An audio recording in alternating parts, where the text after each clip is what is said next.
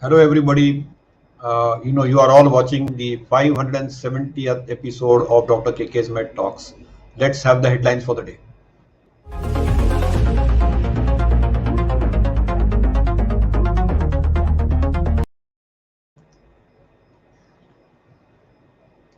Well, we all know today was the budget day, a big day in India, and in the union budget today, a national tele mental health program was going to be launched for mental health counseling for all ages. This was announced by the finance minister. A national digital initiative has been announced. In fact, in the union budget, it was announced that 23 telemedicine health centers of excellence with Nimans as acting as a nodal center will be there. We also know that the vaccination program has been a big success, including the COVID app, and therefore the national digital mode is going to be activated. As far as COVID is concerned, we know there is a sharp spike in COVID cases which has been reported in children in US during the Omicron surge. And in January alone, worldwide 3.5 million children with COVID were reported, according to the new report by the American Academy of Pediatrics and Children's Hospital Association. We also know that the Novavax, which is predominantly made, which is also called Covax in India, has applied for authorization for emergency use in the US. You know, it's a vaccine candidate with 90.4% efficacy with a phase 3 trial conducted in US and Mexico. We know the Winter Olympics Beijing 2022 organizing committee has shown that in the games related personnel, around 24 new COVID cases were diagnosed in China.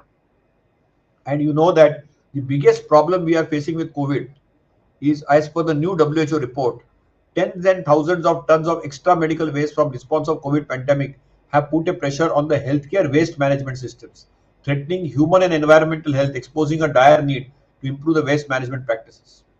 So today our topic is Omicron, are we bending the curve? And we are going to have with us, as usual, in our Jopa show, my very close friend, Professor Rahul Pandit. He's, you know, that a world famous critical care expert who works out of Mumbai, India, and Australia, Sydney. And next 2 weeks, he's going to be in Sydney and he's going to be working out from there. And we will definitely ensure that we will get a little of that.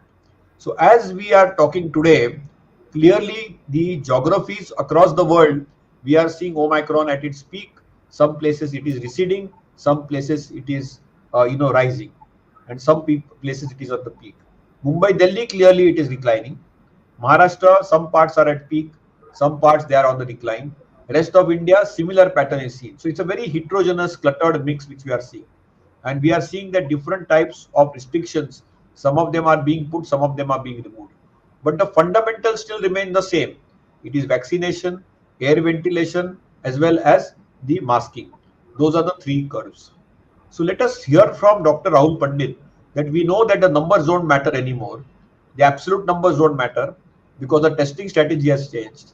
The real numbers of the test positivity rate also don't matter. It is hospitalization numbers which matter. And it's all now the COVID focus has shifted inside the hospital, not outside the hospital. That is where it is. Most cases with home management are managed at home.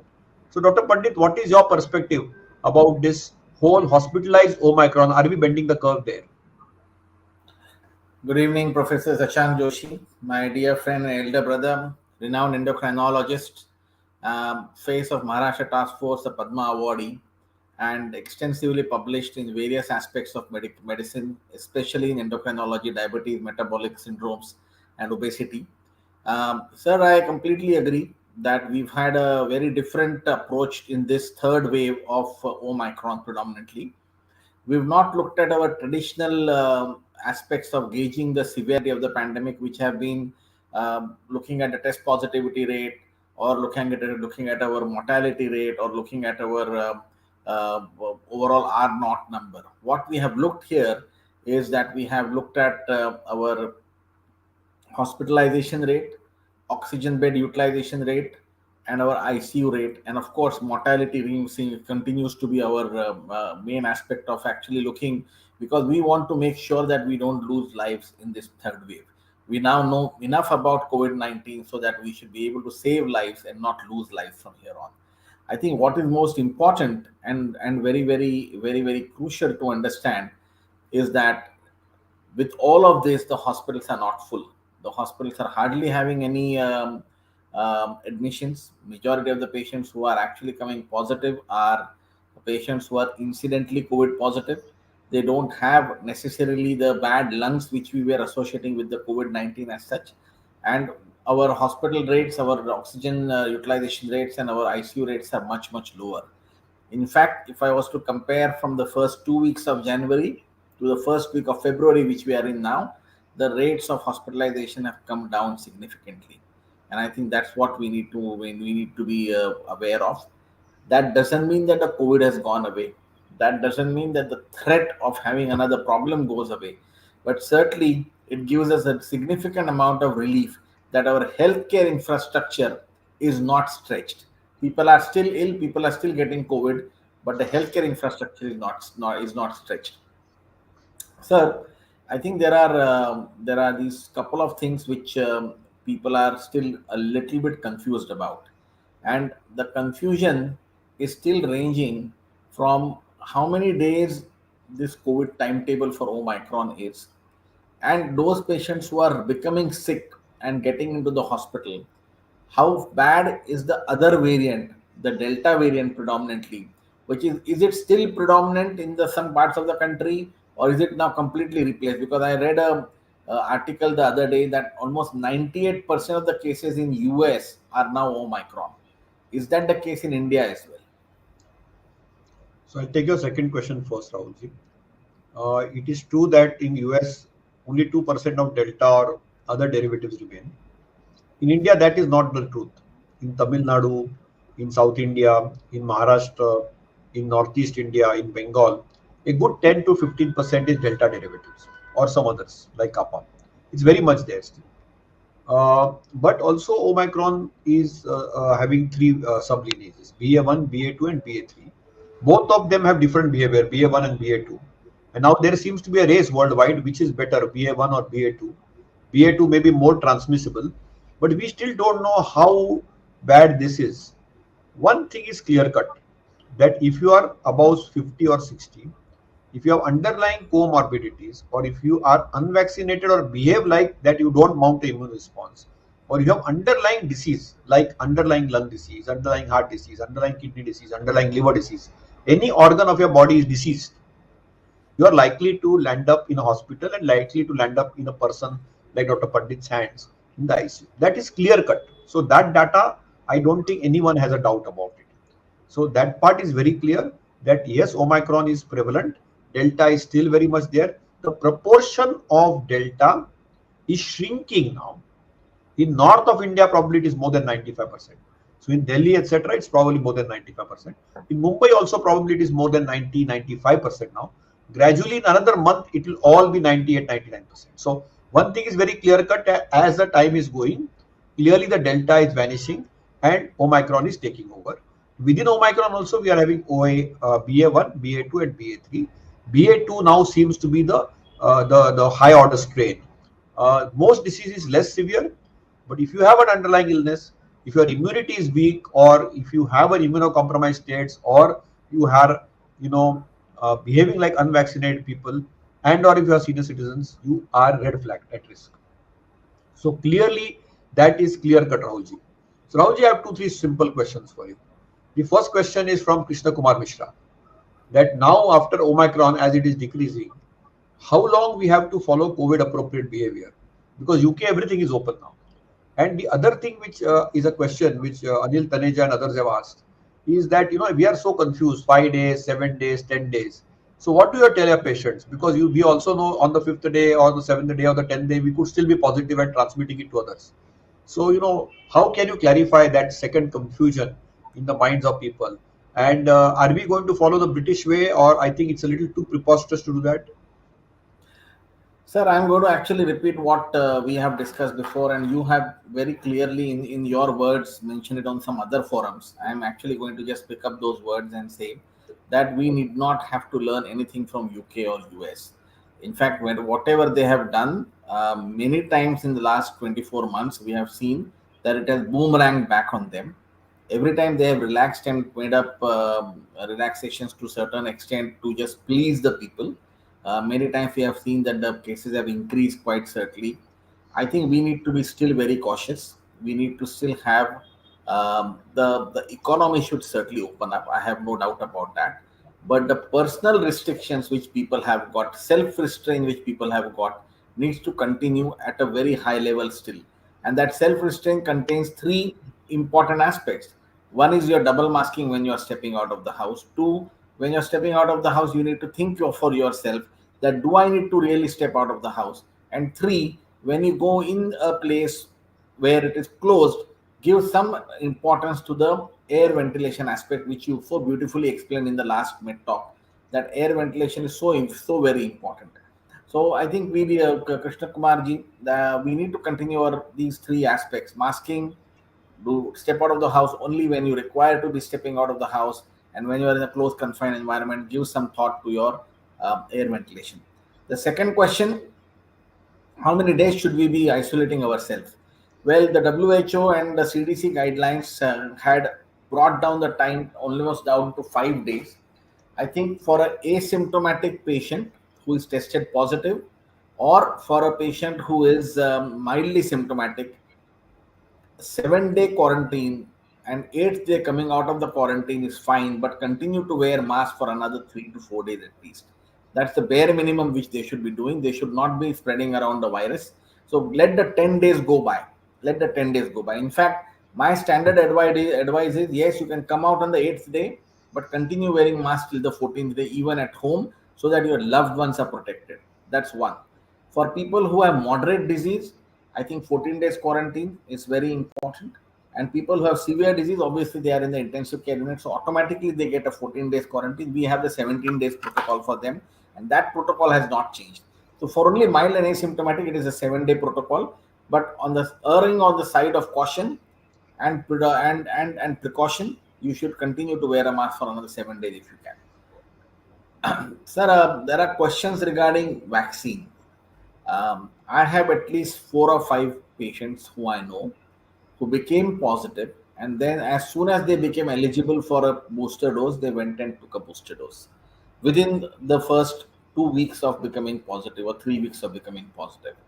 And that was essentially because they got SMS on their phone or messages on their phone that you are due for a booster dose, go and take it. And then they come and ask me, first they ask me a question that should we be taking a booster dose? When I say no, then they confess and said, well, we actually went and took a booster dose. It's happened 3 times now in the last 15 days. Can you, just for the sake of simplicity for our audience, just explain them what is the booster dose, and if you have to take it, when is the right time to take it, and if you've had COVID in the last 3 months, when should you be thinking of taking it? So in the Omicron and the COVID world, booster is a bad word. Okay, Government of India and many of us have allergy to the word booster. Whatever it is a precautionary dose or extra dose. And that extra dose should be taken by all people who it is recommended by Government of India. But remember, when you get natural infection, whether it is with Delta or whether it was with Omicron, then the government guideline is wait for 3 months. But by accident, if you have taken it in a span of 3 weeks, there is nothing to panic over. Most of the vaccines, whether it is Covishield or Covaxin, have been generated with the data on the original Wuhan strain. But they have got reasonable T and B cell immunity power to contain and maintain. So compared to an mRNA platform, which is based only on the spike protein, which has where we have seen that even after 2 boosters and 2 doses, in the US and Europe, there has been a flurry of cases of Omicron. That's basically because of immune escape, because that spike protein only got erased by the Omicron. While as far as we are concerned, the adenovector-based Covishield has a very good T cell response, and it has a reasonable B cell response, which is antibody response, but it will not be very good. After 3 months, it will wane away. Covaxin is a killed vaccine, so it will definitely have an advantage. But both of them, if you have taken by mistake on the 3rd or 4th week after you are had COVID, it is okay. Don't get panicky, but there is no need to rush. Who is supposed to get an extra or precautionary dose? People who are healthcare workers or frontline workers, and or people who are above 60 who have underlying comorbidities. But if you had the disease, in the last month or two, wait for 3 months at least before you rush into it. So this is a very simple answer. And even if you have taken an extra dose, it's not going to hurt or harm. This doesn't cause any of those antibody dependent enhancement. So there is no need to panic. But if there is anything unusual you notice after the dose, just be vigilant for any adverse events. The only other concern which these vaccines have is the concern that whether it triggers autoimmune diseases. Well, that has been a concern. AEFIs are being recorded, they are being studied, but a direct cause effect relationship with them, at least with the two Indian vaccines, is not available in public or private domain. So I think it is very reassuring to understand that even if you take an extra dose, even when you have COVID, it's not going to hurt you. So there is nothing to worry.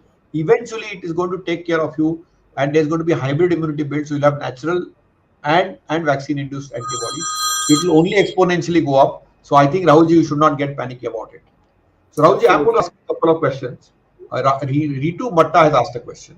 That, sir, my family, me, my husband, my child, who's 13 and a half year old, are going through Omicron. I have finished my 10 days of isolation, but other are on the fifth day and second day of isolation.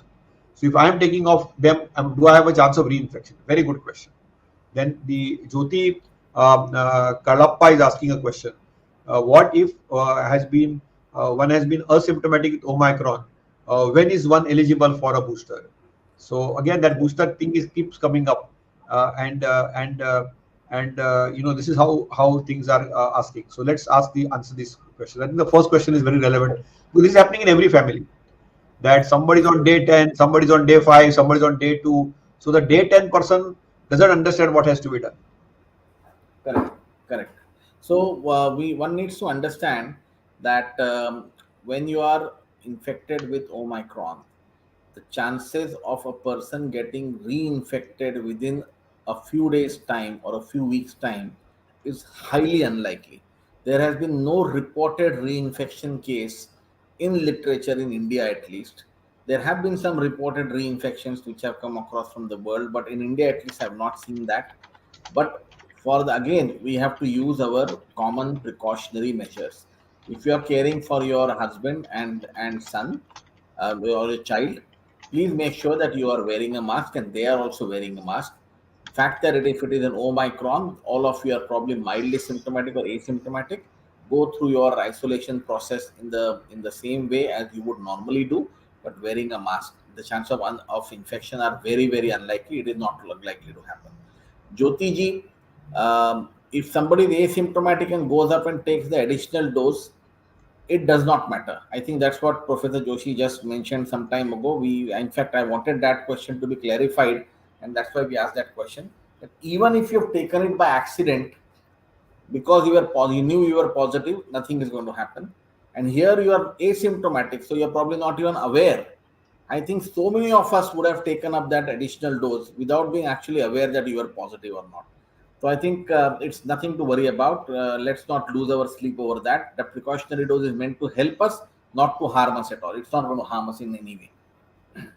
So, sir, another problem which is essentially coming across, and two, three of our viewers have asked, when is this going to get over? How is this going to get over? I think these are the questions which are being asked. Gitaji is asking, again, Mrugesh Patil is asking about herd immunity and next mutation. I think these are questions which need a crystal ball to be told in a very clarity. But what does the science talk about this? When does it end? When is the next mutation due? Would it happen or not happen? So I think we have clarity on this now. One thing is there that we have to all live with COVID for this year for sure, with some mask and with some vaccine. That's a given. The next variant, if it comes, if at all it comes, may be more transmissible but less virulent. It's unlikely that it will be more virulent. We have that new COVID-1, but I don't think that has any major implication at all. So three things you should understand. That we have to learn to live with COVID and treat COVID like any other disease like dengue, malaria, or HIV or hepatitis or TB. That is the way of life now. We have to focus on air ventilation, mask and vaccination and move on with life.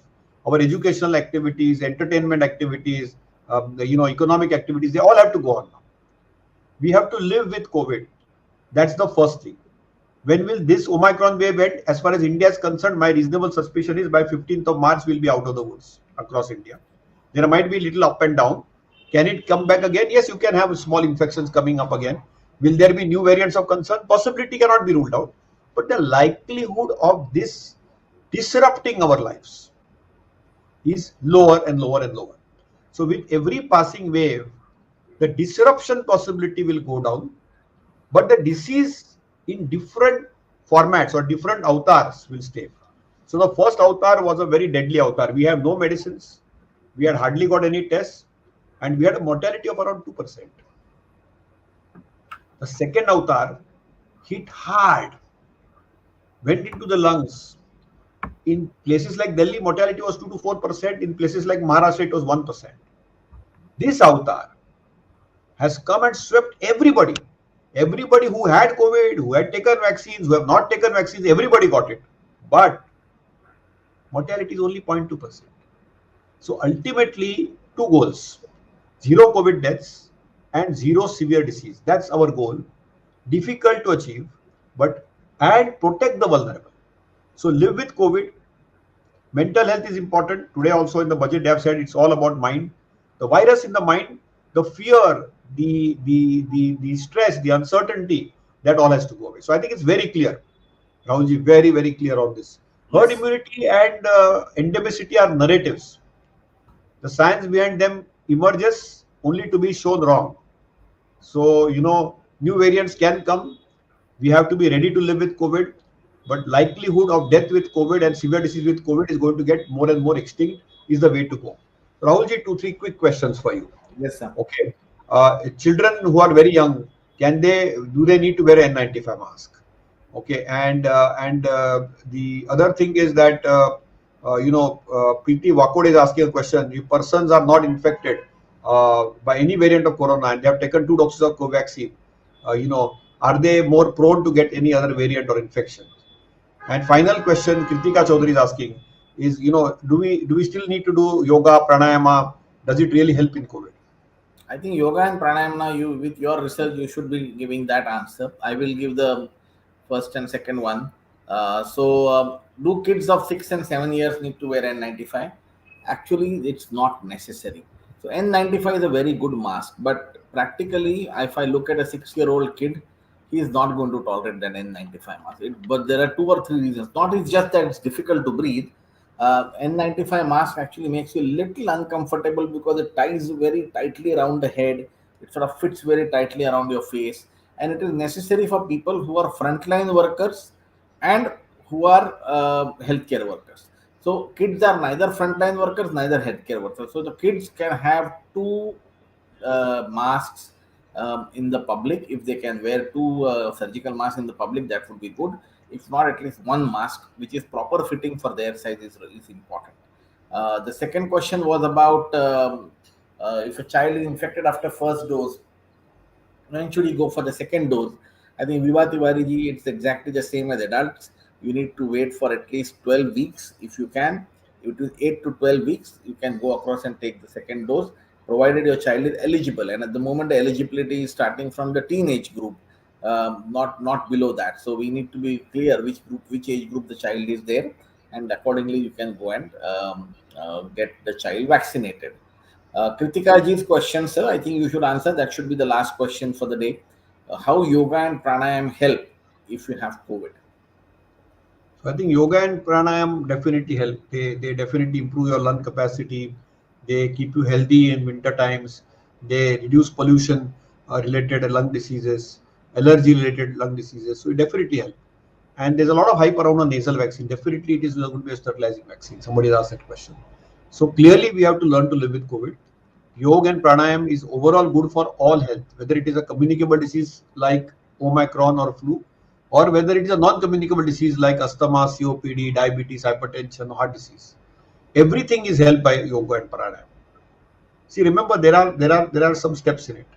For example, yoga has first called kriya. Kriya means cleaning process. So you clean up your nose, you clean up your throat, you clean up your stomach, you clean up your colon. So it is the first step, kriya. Second is asana. Asanas are postures. They are basically to have the right postures with muscle tone and muscle relaxation. The third is called as the pranayama, which means breathing exercises. It is to improve the lung capacity. the vital capacity of our lungs. The fourth is dhyana, which is meditation. These are the four basic tenets of any yogic practice. Under medical supervision, for every disease, it keeps you good health. But simple things also are equally important, like 10,000 steps, simple Surya Namaskar, simple Uttak Baitak. Anything which makes you to move is useful. So lifestyle advice is always there. We being in non-communicable diseases always give that. So Rahulji, my last question to you is that, how do you see the pandemic now? With and how are you? You're moving going to Australia next week. How is Australia preparing? For example, when you're going to land in Australia, I'm sure all our viewers would like to know how are they? How are they?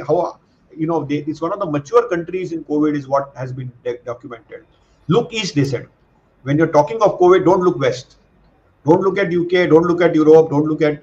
I saw even in the Melbourne tennis stadium something very different from what we saw at Wimbledon. So Rahul, can you tell us your final Australian take before you take off to Australia? So I think in my opinion, I completely concur with you that maybe in a month's time or 2 months' time we'll be out of the Omicron, and I really feel that there would be some variants coming across. But completely agree with you that the disruption of life will not happen. Now, coming to Australia, currently the Australian government mandates two things, and airlines mandate one thing. So airlines want you to be RT-PCR negative before you board, and that should be 24 hours before you actually catch the flight. So I have to do an RT-PCR. It should be negative before I catch the flight. Once I land in Australia, I am allowed to go home or hotel wherever I am staying. I'm going to go home and get your RT-PCR, get your rapid antigen test done.